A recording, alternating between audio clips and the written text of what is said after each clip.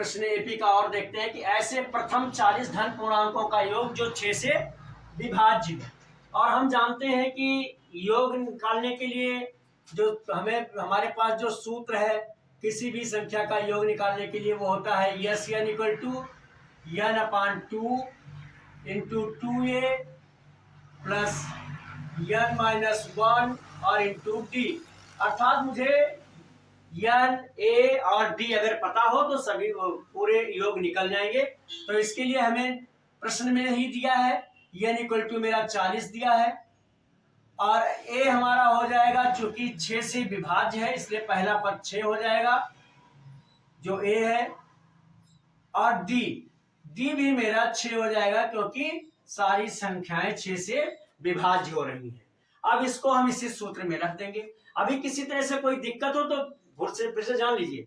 ऐसे प्रथम 40 धन पूर्णांकों का योग बताना जो 6 से विभाज्य है, यानी n मुझे 40 है और प्रथम पद पहली गिनती ही वही होगी 6 से विभाज्य होने वाली 6, इसलिए प्रथम पद मेरा 6 हो गया। और प्रत्येक 6 का गुणज है, 6 से ही विभाज्य है तो अगली गिनती 12 होगी, दूसरी गिनती 18 होगी, तो 12 में से 6 घटाएंगे 6 आएगा। इस तरह से हमने डी भी हमारा 6 ही, अगर ये लिखा जाता है कि इसका गुणज है या इससे विभाज्य है तो वही डी हो जाएगा।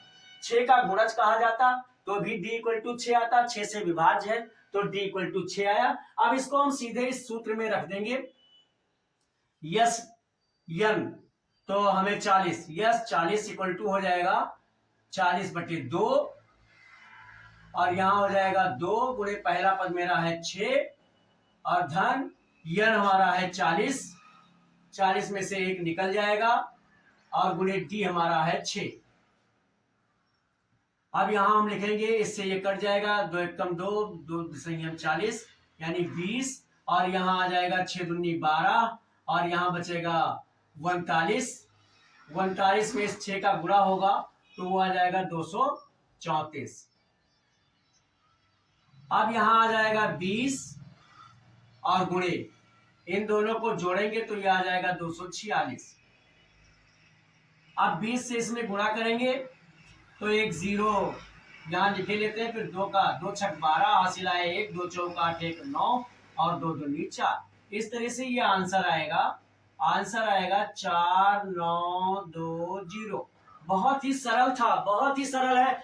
हमें किसी भी कितने भी पदों का धन पूर्णांक का योग बताना हो जो किसी भी संख्या से विभाज्य हो, 6 से विभाज्य हो, 7 से विभाज्य हो, 8 से विभाज्य हो, तो मेरा प्रथम पद अगर ये नहीं लिखा है कि कहां से स्टार्ट होता है, लिखा है प्रथम 40 पदों का पूर्णांक या प्रथम 20 पदों का पूर्णांक या प्रथम 50 पदों का, कितने भी पद का लिखा हो, तो पहला पद मेरा हम n मुझे मिल जाएगा, जितने पदों का पूर्णांक बताना होगा वो n हो जाएगा और प्रथम पद मेरा वो हो जाएगा जिससे जिस संख्या का वो गुणज हो या जिस संख्या से वो विभाज्य हो रही, जैसे यहाँ 6 से विभाज्य हो रही है तो प्रथम पद 6 हो गया और डी भी वही आएगा, सार्वांतर भी वही आएगा जिस संख्या का गुणज लिखा गया हो या जिससे विभाज्य हो रही हो, तो यहाँ वो भी 6 आ गया। और फिर हमने सूत्र में जो योग का सूत्र है S N equal to N upon 2 into 2a plus N minus 1 into D में मान रख दिया और मुझे ये आंसर मिल गया। इसी तरह से कोई भी प्रश्न होंगे, गुणज हो, विभाज्य हो, आप इसी तरह से उस सूत्र में रखेंगे